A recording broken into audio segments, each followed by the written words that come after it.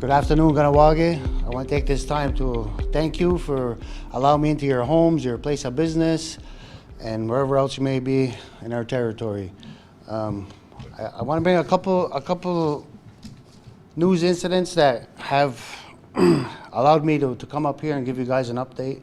On Monday, October 18th, we did have a package come forward from Public Health and Public Safety that recommended that we give a renewal of the state of recovery for another 30 days. The decision was deliberated and passed unanimously by council on Monday's council meeting. We are still in the yellow phase. I really just want to emphasize to the community that we are working towards moving towards the green phase. We're not going to be able to do it by ourselves. We need your community cooperation. We already have taken steps to hand over that responsibility to different community organizations. We have, I'll give you an example. Kahnawake Education Center has taken over the responsibility of keeping our children safe, with monitoring the symptoms and reporting to public health officials to make sure that our education center keeps on running and our kids have the much needed school time. You know, it was brought to our attention last year that there was a lot of mental health issues with the kids being allowed to be homeschooled, and computer stuff just wasn't really conducive to learning for a child at that age. And as we all know, the development years of a child at that time is very important to us all in the future of our community. I want to state out the active role that Mohawk Council is partaking in the health and safety of our community moving forward with the Public Safety Commission. It was brought to our attention that there was a lot of community concerns with some of the public health measures, proof of vaccination, some of the restrictions. I want to take this time to say, yes, we hear you. We hear your concerns. We are relaying this to the Public Health Commission. I'm standing here today and tell you that the Public Health Commission has been reinstated. The following organizational heads are involved.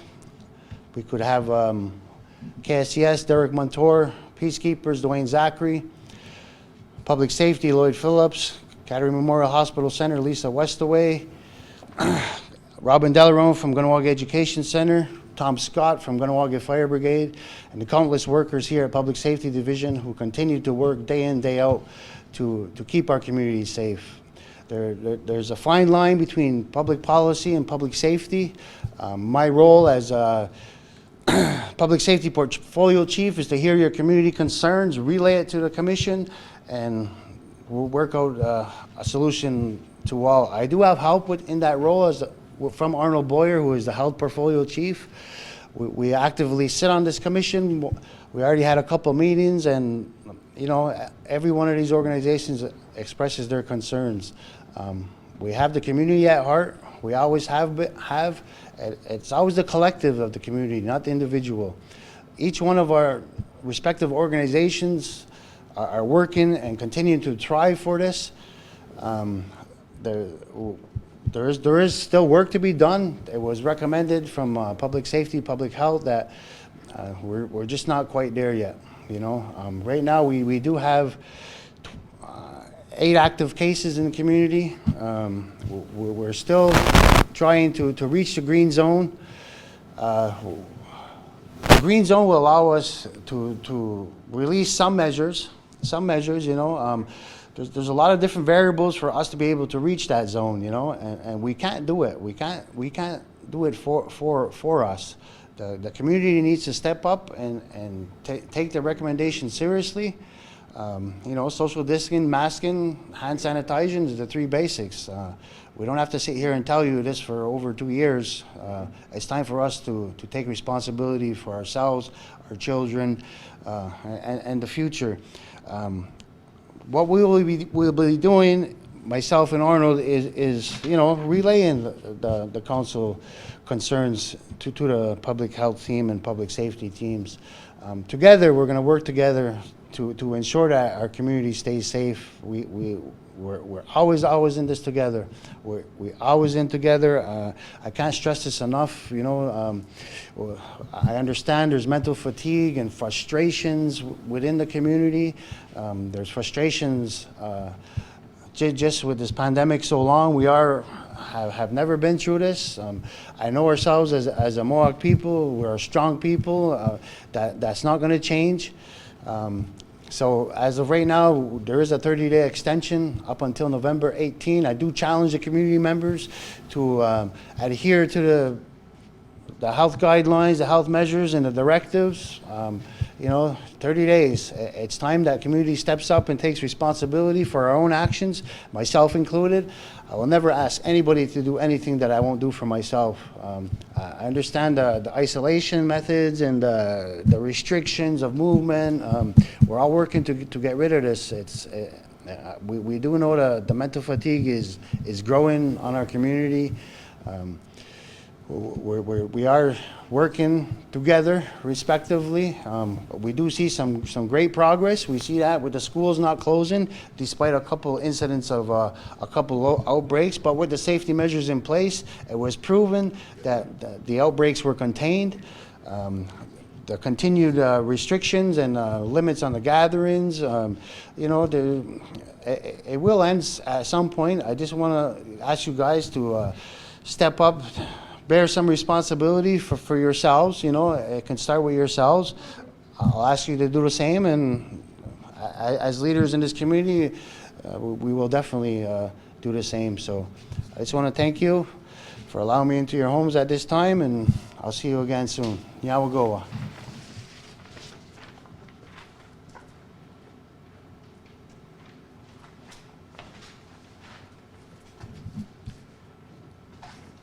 Thank you very much, Ryan, for your support.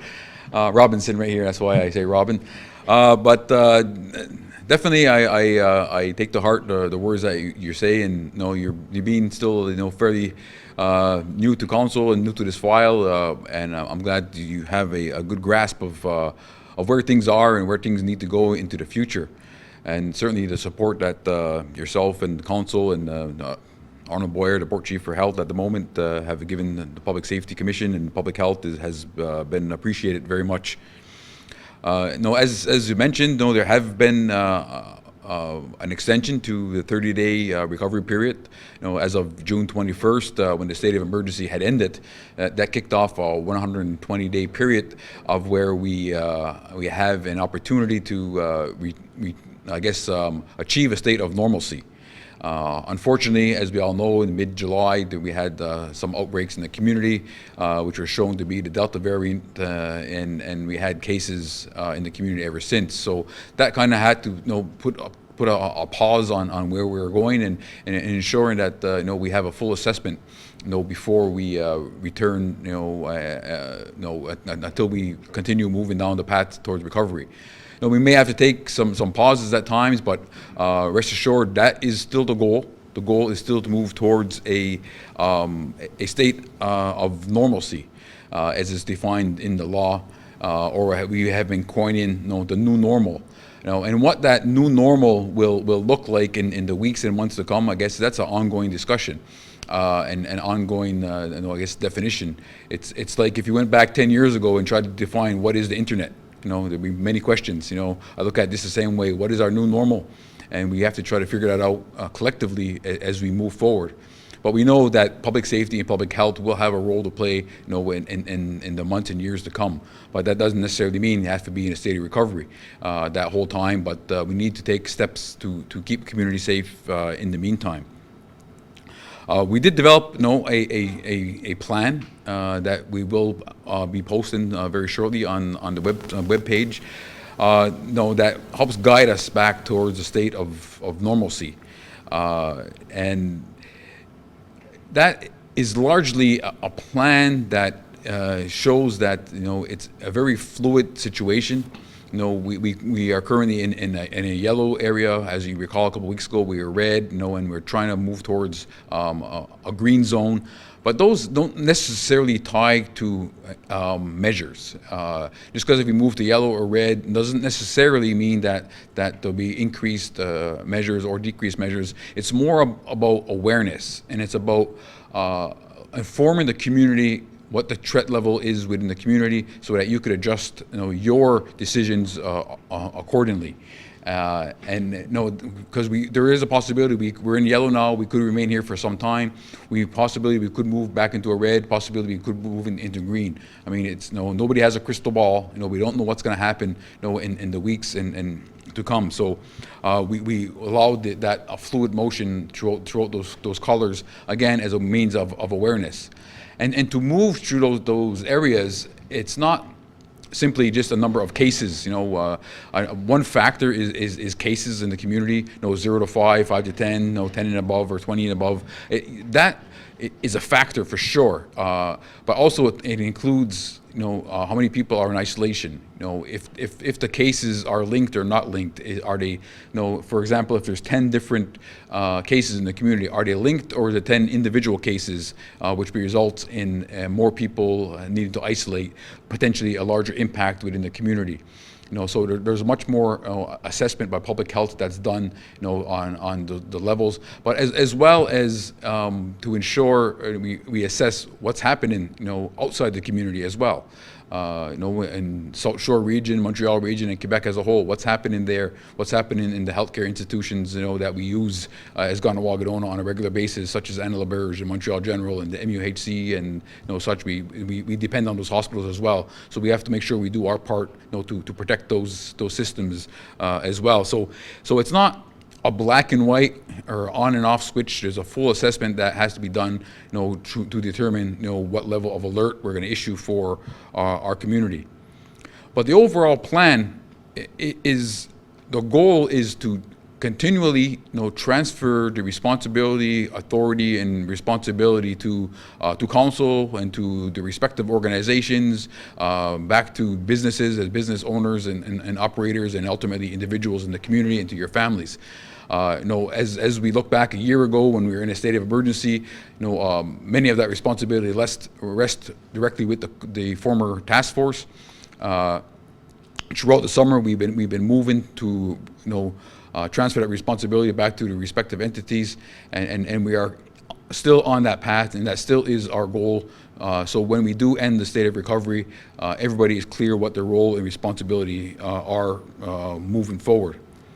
So on a personal level, basically what this plan is going to be doing, it's going to be, my goal is to work myself out of a job in terms of COVID, because we want to return to a state of normalcy just as much as the next person does, and so we can continue on, the much larger picture of my role as a public safety commissioner and many other public safety issues that need to be addressed, and I'm sure the same goes for KMHC and public health team. They have a role of responsibility pre-pandemic, and they have their role of responsibility post-pandemic as well.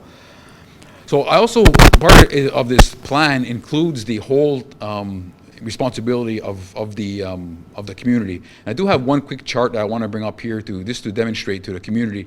This particular chart demonstrates keeping our kids in school, but it also could relate to business openings. It can relate to many other functions within the community, gatherings. It can relate to many other areas.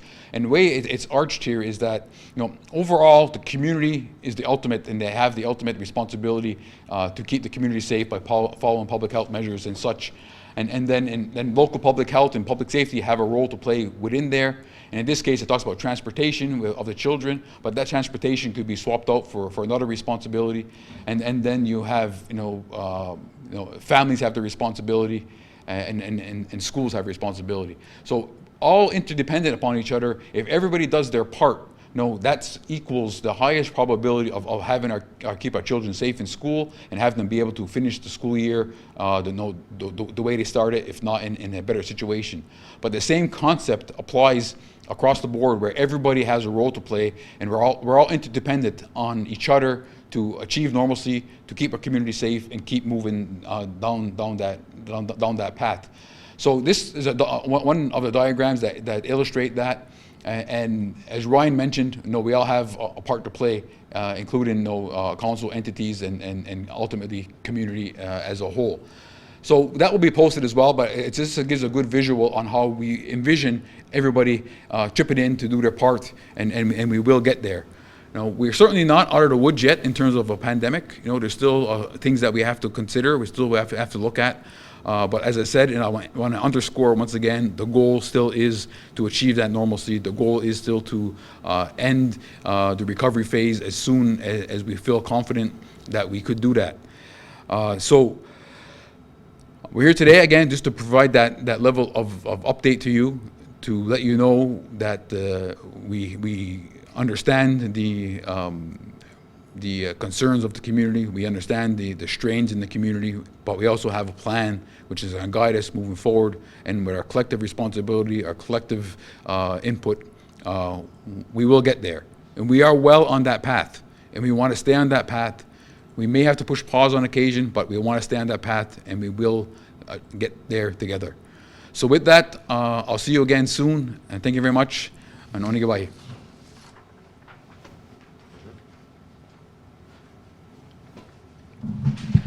Thanks for that introduction, Lloyd. Okay, so we just wanted to give you a bit of an update regarding measures. And again, as was mentioned by Ryan and Lloyd, the community is pretty much in a really good place right now. Yes, we're in yellow. We do have 8 active cases. We have over 45 people in isolation. So we still have COVID in the community. There is still spread happening. So we do still have to maintain certain measures. And of course, while we're in the state of recovery, and perhaps beyond, as was mentioned, in the state of normalcy, we will continue to have measures in place. And that might be what our new normal looks like. Once we're able to move through these phases and most likely get through our next phases of vaccination of our younger population, we might see the community, the province, the country moving towards more of a state of normalcy. And what that state of normalcy will look like, will continue to be revealed to us as we move forward.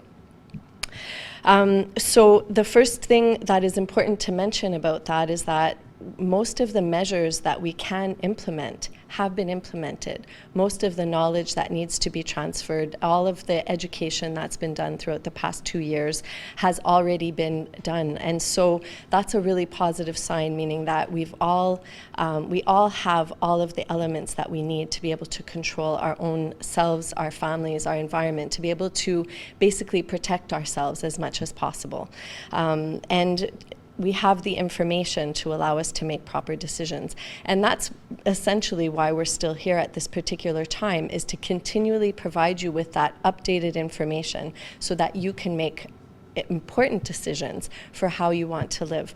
And so this was released yesterday. I'm just going to show it quickly, but it's released on the Kahnawake 911 page. What this is updated recommendations regarding public health measures in line with the yellow phase, in line with the level of risk that we're seeing in the community at this particular time. And it simply is information that can be pertinent to you so that, again, you can make proper choices for yourselves. So we urge you to read that information, and we do modify it as required based on level of risk in the community. We also wanted to talk a little bit about in line with these measures and in line with moving through the phases. Lloyd mentioned that it's not just number of cases that's important. It's also number of people in isolation. It's also kind of our evaluation of what's happening in the community. Are there many outbreaks? Are there many gatherings? Where are the cases coming from? How do we assess level of risk? Is the risk localized? Is it widespread? And those things you can't always define simply by number of cases or number of people in isolation. However, number of people in isolation is a better indicator for us, as well as number of cases in the surrounding communities. what we do know, an important measure is our ability to identify cases quickly, contact trace, and have people in isolation when required. And this is an area that we're having difficulty with at the present time. We're not sure why. There could be many reasons why. Some definitely around the stigma of having COVID. However, what we're seeing is that when we do identify first of all, we're seeing that people who are sick are not necessarily getting tested. So the first thing I urge you to do, and this is a part of the whole community responsibility that Lloyd spoke about, we all have an obligation to get tested when we're sick, to rule out COVID. We're going to see many more illnesses this year because we have much more opened. We're not always wearing masks. We're not always maintaining distance. That's okay. We're going to see colds. We're going to see people coming down with different types of flus. We have to rule out COVID in order to protect the community from going backwards. We want to go forward. So part of the whole community's responsibility is to get tested when you're sick. There is information on this document that was released yesterday, either for the KMHC site or the Shadigi site, if you would rather. Those are two important options. Some other people have gone to Lachine, although just so you know, when you do go to Lachine, results take longer to receive. Other people have gone to the West Island. So of course there are many options at your disposal. The public health team in Kahnawake will always get positive results no matter where you go to get tested. So the main point is that you get tested when you have COVID-related symptoms. The second item that is really, really important to protect the community as a whole and in which we're all responsible, when you're a positive case and you get called by our KMHC nurses, please give all the information about your contacts. Partial information or no information is just not helpful. By us having all of the information about contacts, we're able to follow up on people. We're able to speak with people and provide guidance should they get sick. We don't want anyone to feel alone if they develop COVID, if they develop severe symptoms. We don't want people to not know what to do with those symptoms. And there are things that our nurses can do to help people who get COVID-related illnesses like pneumonia, for example. There are things we can do before you get to a hospitalization. There are things we can do that can help prevent hospitalization. However, we need to know that you're sick in order to be able to give you that guidance. And sometimes it means being seen by a physician, sometimes it means going to emergency, but there are steps to take before hospitalization, oxygen, or being intubated before we get to those phases. So we really urge you to identify your contacts. This is not about judgment, it's about safety and about protection and about all of us taking care of each other. So those are the two main important things. Get tested when you're sick, and please give us all the information about your contacts. If you are a contact of a positive case and you weren't identified to us, then you can call us as well, and we will gladly speak with you. So we have nurses available on our public health lines, and we also have the clinic that will refer you to our nurses in public health if required. Just to give a bit of an update about vaccinations. So we presently have a 71% vaccination rate. We continue, as we've mentioned before, to vaccinate at KMHC almost weekly. We are doing first doses, second doses, and third doses. In fact, we've done over 25 second doses of immunocompromised, third doses, of immunocompromised individuals. And we continue to see people coming in for first and second doses.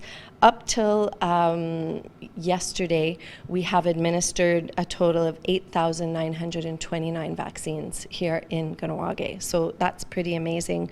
And we urge you to continue to come, if that's your choice, to be vaccinated and to get your second doses. Just to mention about booster shots, so we know that many different provinces or countries have different policies or perspectives in the strategies they're using to vaccinate. And so just to be clear, the nurses at KMHC and across the province. It's part of their professional order and professional responsibility to only administer vaccines according to their written legal documentation. So it's called the PIC. It's basically the Bible for vaccines, all vaccines, including COVID-19. And until information is in that document, we cannot vaccinate. So at the present time, Quebec is vaccinating with booster shots anybody who's immunocompromised, and you could find a breakdown of those diagnoses on the Kahnawà 911 website. But we're also going to be giving booster shots to anybody who's living in a residence who, so at KMHC, inpatient at T-Bell, and anybody who's at ILC who's over 65. And so if you haven't already received either the resident themselves who is able to give consent, or a family member who has been identified as the person to give consent. If you haven't been contacted yet, you will be shortly. Those booster shots will begin to be administered by the end of this week or early next week. Of course, consent is required for all vaccines. So speaking of vaccinations, there's also 5 to 12-year-olds that we've received many questions about when we expect to vaccinate 5 to 12-year-olds. So as has been mentioned in the media this week, Pfizer has submitted data to Health Canada for approval for vaccines for 5 to 12-year-olds. We expect to have approval before January. However, we still do not have a clear date of when that will happen. So as soon as we do have approval from Health Canada, we will begin the process of setting up vaccination clinics for COVID-19 for 5 to 12-year-olds. Just a quick mention that these vaccines will be given at a specific location, not at your child's school. They will require consent, a family member to be present, and again, the location is yet to be determined. I think the last thing that I wanted to mention is measures that we're working on implementing in schools at the present time. You may also have heard in the media that rapid tests are starting to be administered in all of the schools across the province. So these rapid tests are tests, they're called PanBio. That's the name of the rapid tests that we will be receiving. They're in the process of being shipped to KMHC from the Ministry of Health. The goal of implementing these rapid tests is to be able to have quick detection of COVID-19 cases. So again, we have many, many measures that are useful in protecting us: masking, distancing, hygiene, vaccination, our own personal methods of protection. Rapid tests is just another level of protection. It's another tool that we have in our tool belt that allows us to mitigate transmission and slow down transmission of the virus within our environments. So these rapid tests are, we're just in the process of looking at how they're going to be administered in the schools. Parents will have to provide consent for their child to be tested. And what we're looking at is testing a child who comes down with symptoms over the course of the day so that we can quickly identify a COVID case.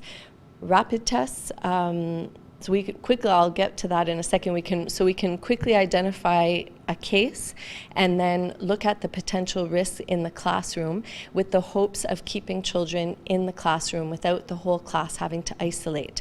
So again, this is a benefit. So what we've seen from September till now, there have been several classes that have been put into isolation due to one COVID-19 case, and we hear how this impacts families. Families aren't able to work, they have to stay home with their child, they're in isolation for 10 days. This is really, really difficult on families, and so these rapid tests will be a way to eliminate that process as much as possible when we know that there are many other measures currently in place in the schools, and the schools are doing an excellent job of maintaining COVID-19 COVID-19 measures. So rapid tests will give a little bit of an ease of that burden on families, on the other families within the class, if we're able to test them with rapid test and see negative results. So you'll get a lot more information about this from your schools. You will get consent forms from your schools. Nothing will be implemented without your knowledge and consent.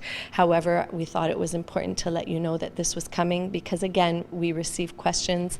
Many of these elements are mentioned in local mainstream media, so it's important that you know that we'll be implementing these measures in the schools as well. That's the latest update for the day. We continue to provide you with updated numbers on a daily basis. Again, the reason for this is for the updated numbers as well as our color schemes is to allow you to make informed decisions for the best health and safety of yourselves and your families. So we thank you for your continuous follow-up and follow through and for participating in the safety, all of us together. Thank you.